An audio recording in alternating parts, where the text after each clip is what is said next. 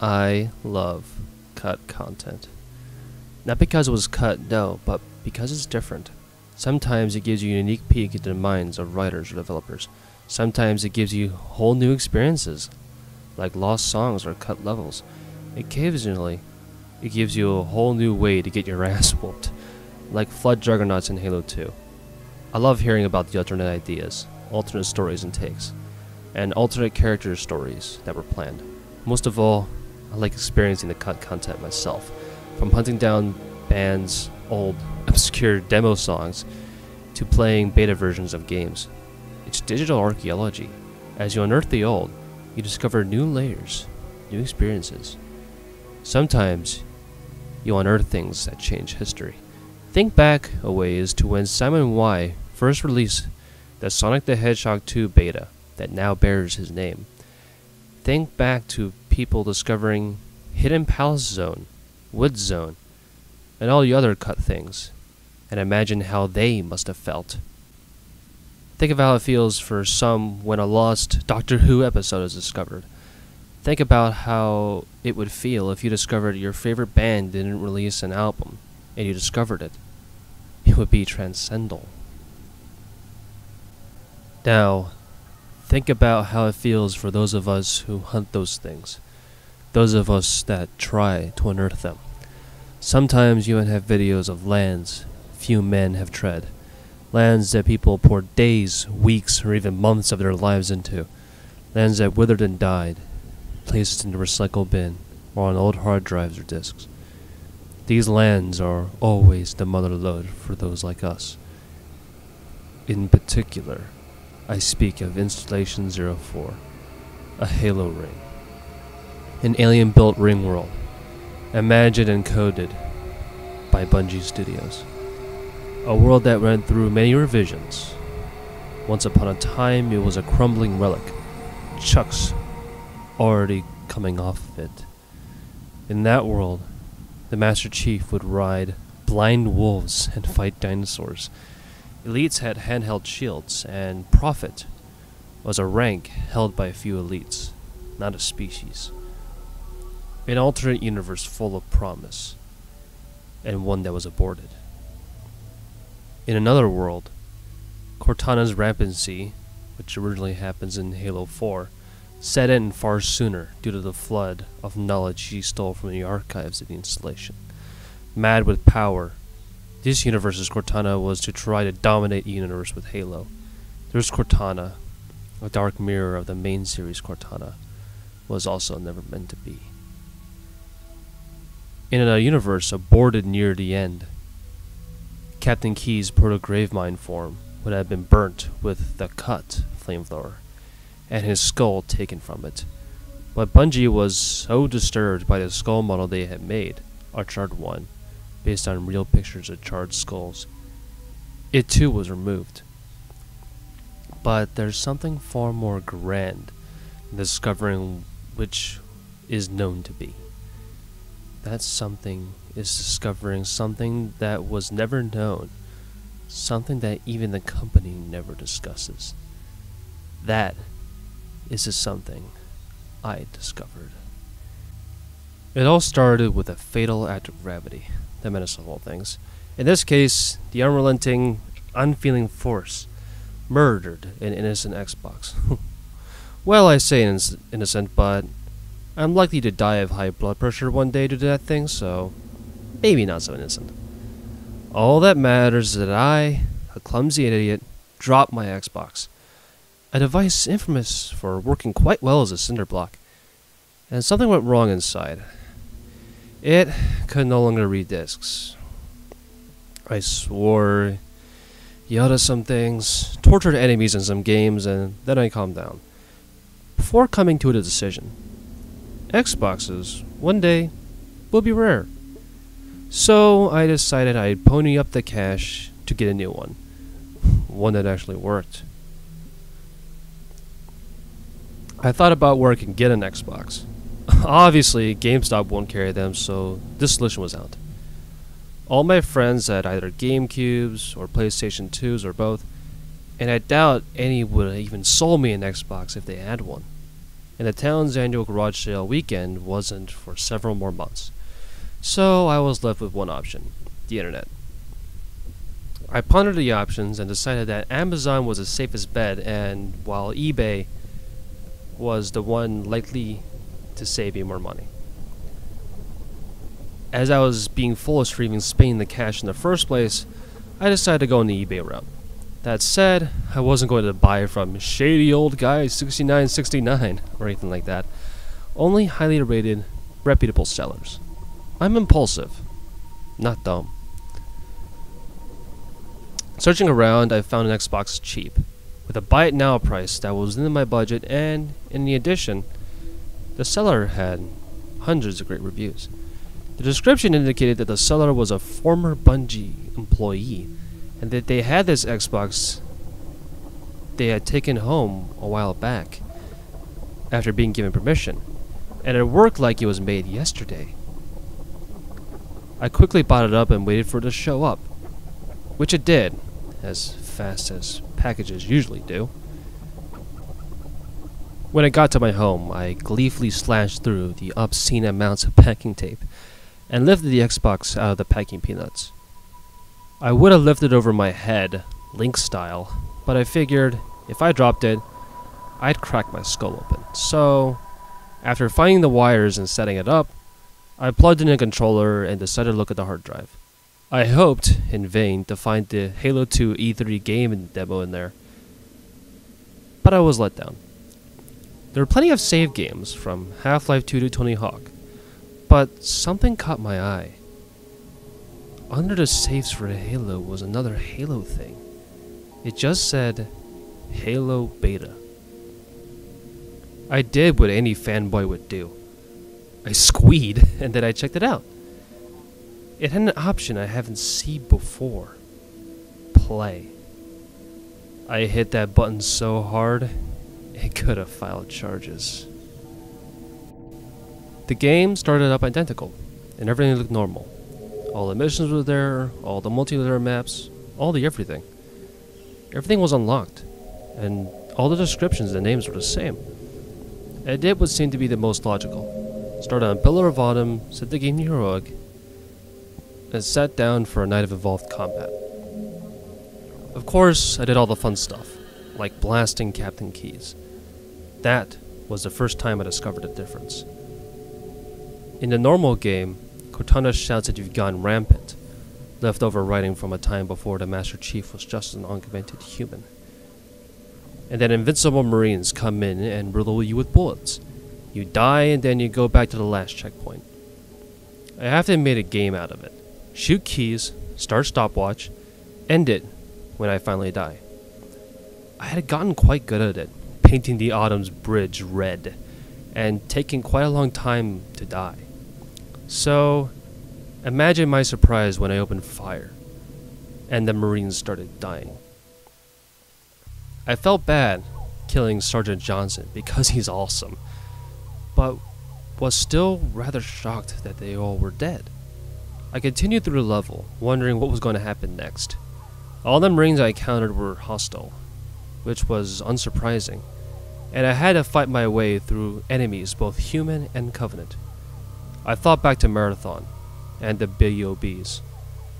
This was typical Bungie, letting you slaughter your allies for fun, and to make the game harder for yourself. Cortana did her usual dialogue, and we fought our way onto the Bumblebee escape pod. However, this is where the next change happened. In the original game, a Marine falls in front of the Chief, and the Chief makes sure he doesn't get left behind, making them the last two on. In this, however, John ignored the Marine and tossed a grenade into the pod. He then climbed in, and the seats were now filled with dead Marines, like when the pod crashes. John pushed the body of the pilot out of her chair, climbed his seat, flying it down. Text came up, subtitles really, with it indicating Cortana was saying, "I don't know what the hell has gone wrong with you, but seeing as we're stuck together, we might as well work together." There was no voice, which made sense, if Jen had never recorded a line. The Chief then replied to her, "Sounds good to me." Despite John's piloting, the bumblebee still crashed, but there was no dialogue of the pilot screaming as it went down. This wasn't surprising, seeing as she was dead. After the level Halo started, Cortana said that with Keyes dead, the Autumn was completely destroyed upon impact. That was the first oh shit moment for me. As for those who haven't played the game, you have to blow up the Autumn in order to destroy the ring. Without the Autumn, that was going to be hard, to say the least. However, after that, the level played normally, with the difference being that the Marines were still hostile. Despite that, Foehammer was not, and you still were supposed to go rescue the various trapped Marines. I managed to dodge them and kill the Covenant, and they boarded Foehammer's Pelican dropship as always. However, my Warhog was gunnerless, because I had to kill him before he killed me. I finished the level, and the next level, Truth and Reconciliation, began. I expected to have to kill all my Marines, but instead, Johnson, back from the dead, as he often does in the first Halo, said to John, "Look, you killed Keyes, hell, you even killed me. But we're both stuck here, together. So why don't we work together and take this goddamn ship? We can try to kill each other later. Understand?" This was subtitled, and did make a good explanation for why they'd be boarding the ship if Captain Keyes wasn't on it. At this point, I was actually pretty impressed. Rather than having killing Keyes be a roadblock, they apparently were intending to have it as an alternate evil path, with what seemed to be building to a bleaker ending. The level continued as usual, and after getting some Marines from the cell block, without Keyes of course, Cortana declared to the group that the Covenant forces were too large to overtake, and that they have to get off the ship, with subtitles only of course. However, the chapter was still called "Shut Up and Get Behind Me, Sir." A simple oversight from being a beta, apparently. After that, the story progressed pretty much as normal, with minor changes due to the lack of Keyes in the Autumn, till we returned to Truth and Reconciliation in the level Keyes. Now, in the normal game, the Flood, basically the Zerg combined with head crabs, had been released and taken Keyes. As I said before, he's being turned into a new grave mind, the Flood hive mind. However, without Captain Keyes, things were different. In Keyes, you are seeking to find him to use his neural implants to detonate the Pillar of Autumn and destroy Halo, as you have learned that is part of an array that, once fired, will destroy all biomatter in the galaxy. And in Keyes-less version of Keyes, you are seeking to take the Truth and Reconciliation, or what's left of it, and detonate it instead. Cortana's humorous teleportation mistake was still there, and it was surreal to see them bonding despite John's broken moral compass. So, I slogged through the level, one of my least favorites after the library, and reached the bridge. However, there was no proto-grave mine. I was surprised to find that the Flood hadn't started building one, but then it dawned on me that there was no proper base for it in this universe. With so few Marines on Halo due to this total destruction of the Autumn, along with the fact that Thal Vadami, the Arbiter, would obviously still survive. The Flood didn't have a brilliant mind to start with. The cutscene, far different from usual, began, and John inserted Cortana's chip into the holopan. Cortana infiltrated the network, hacking into the systems, only to discover that, due to the damage, it could not self-destruct. The Flood began to swarm the room, and John quickly grabbed Cortana's chip, put it back into his head and tried to fight, but failed. They swarmed him, and quickly tore apart large portions of the chest part of his armor. Without it, a Flood infection form leaped into him, and quickly burrowed into him, much like how the Flood infection happens in Halo 3. It took me a moment to realize what had just happened. John was now taken by the Flood, and with him, Cortana. With her, Halo's index. Without the index, Halo can't even fire. I wondered what was going to happen next. as the game has now gone far off the rails. The screen went black before going to the loading screen. What started next surprised me. A large grave mine now resided in Halo's control room, in possession of 343 Guilty Spark, monitor of Installation 04. Cortana's giant form was at the control room's panel once more, or rather than her usual color changing were there, she was red, like rampant Cortana in Halo 4. The grave mind, speaking in iambic septimeter as always, but only in subtitles, told Cortana to activate the slip space, Halo equivalent of warp drives, and set course to Earth. The grave mind then lowered a tentacle down and placed a combat form on the ground. This combat form, however, wasn't a normal one. Instead, it was a headless one, with Mjolnir 5 armor that the Master Chief wore, prepared and on the body. Then it dawned on me that this was John's body, and the head was just kept in the grave mind. The grave mind placed a helmet on it, and the helmet attached his suit as it usually would. The screen came up, and I waited, eager to find what would happen next. When it finished loading, Installation 04 came out of slipspace in orbit around Earth. The orbital Mac cannons fired at it, but to no avail. The hordes of reprogrammed sentinels swarmed the cannons, destroying them with ease. Then, flood drop pods launched from the commandeered Halo down to Africa, at what I assumed was going to be New Impasa, and it turned out to be right. The game went into first person, from the view of Flood John, and the pod landed with him in it. In the city, which seemed to be a very early version of the E3 demo version. From there, the only objective was to destroy the human population, which was quite easy, as few even fought back. After the first few city blocks, however, Marines began to arrive in full force. Sadly for them, I had an army of Flood allies. They too were overrun, and surprisingly, infected. I wondered why Bungie didn't use that until Halo 3, but figured that they didn't just like how it looked, as it did look rather bad. I continued on, enjoying the darker outcome, and finished the level. The cutscene began, and flood pods were shown, launching down to the Earth, blanketing it. It then cut to the grave mine in Cortana.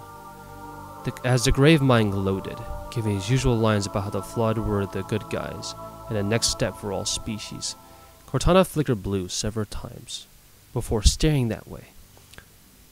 She pulled out the index and teleported Sergeant Johnson to the bridge, who, according to the canon, is immune to the Flood. She gave Johnson the index, as only a human can activate a Halo, and told him to activate it quick, before, as she said, John, no, that thing, noticed. As is once more subtitles. I assume she whispered it. Johnson activated the Halo and firing began, with the grave mine finally catching on, far too late. It showed all 7 Halos activating, and then, shockingly, a shot of the Ark, although not as nearly as pretty as it is in Halo 3. They fired, and it showed all those various species that were on the first Halo being disintegrated in various locations, even places like High Charity and St. Helios. As it's finished, cut to Cortana, flickering blue, red, and purple, her default color in the first Halo, sitting down, looking around the desolate installation. For the first time in a while, she spoke, with actual dialogue. Somberly, she said, I have defiled gods and demons. I am your shield, I am your sword. It asked, I answered. For a moment of safety, I loosed damnation on the stars. This is the way the world ends. I am a monument for all your sins. The credits rolled, playing what sounded like to be an early version of the Halo 2 track, Never Forget, Cortana flickering in the background. My mind was blown. Interpretations raced through my head, and I quickly went to the mission select to do it on Legendary, as the games almost always had a slightly different ending on Legendary. To my anger, the alternate final mission was absent. Dedicated and obsessive, I started up Pillar of Autumn on Legendary and killed Keys, fighting through the entire game. As the credit rolls once more, I realized it was, and had been slowly zooming in on Cortana. After her face filled the screen, she whispered, "I see you," and giggled. Startled, I let out a shriek. Then I laughed. A good prank by Bungie for the most dedicated players. On one legendary ending, Elite gropes Johnson, and another, Cortana scared the shit out of you. I was impressed, but saddened that this alternate story was cut. But you could never make a sequel out of that, so chances are Microsoft told him to remove it. I messaged the seller on eBay and told him about the forgotten save data. And he messaged me back, asking if I've discovered the secret yet. After telling him yes, he sent back a smiley and said, "Just so I don't get sued. For your eyes only, okay?" And I agreed. I still revisit that alternate Halo sometimes.